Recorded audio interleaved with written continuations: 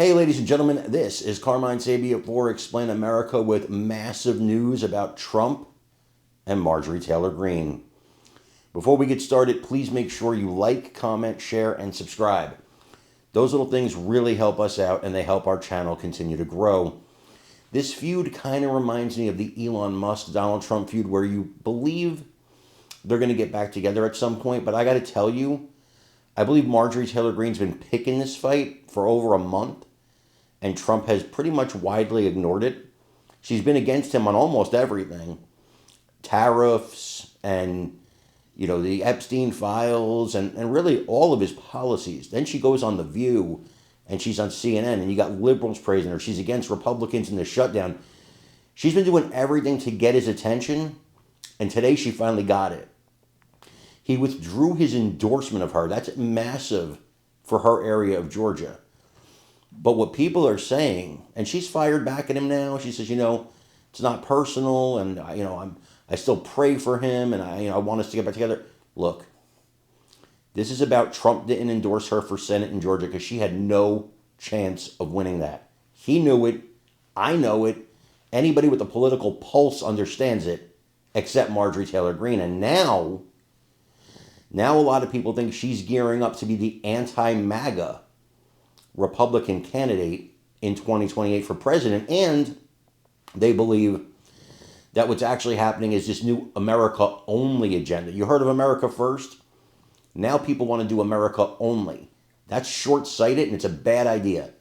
You pull us off the international stage completely, China will move in, and then they'll encroach on us. America only sounds nice in theory, but we don't live in the kind of world where you can pull that off and still be a superpower.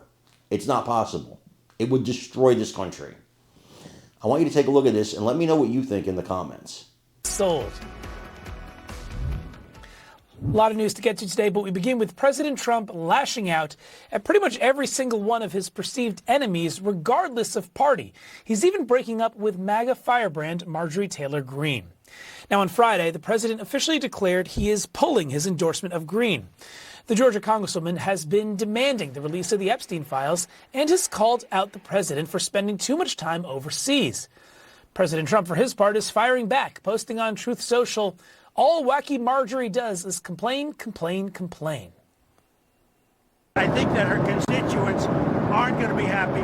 Already, I have people calling me. They want to challenge her to a race in her district in Georgia. And, that's too bad. She's lost a wonderful conservative reputation. But when she says, don't go overseas, if I didn't go overseas, we might be in a war right now with China. President Trump also targeting Congressman Thomas Massie for leading the charge on the release of the Epstein files. A Trump-aligned super PAC is now spending $1 million on ads targeting the Kentucky Republican. Now, all of this as the administration braces for a House vote early next week on releasing the Epstein files to the public. Here's more now from CNN's Julia Benbrook.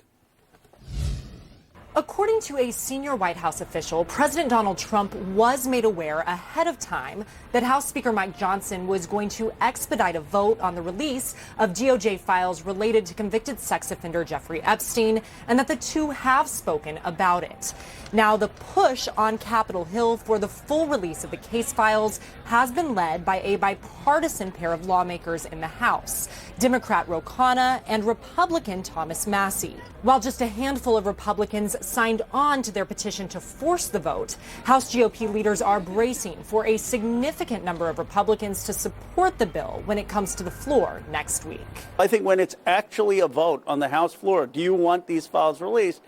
Republicans and Democrats are going to vote yes. I think there's going to be a deluge of Republicans. The longer this goes on, the more support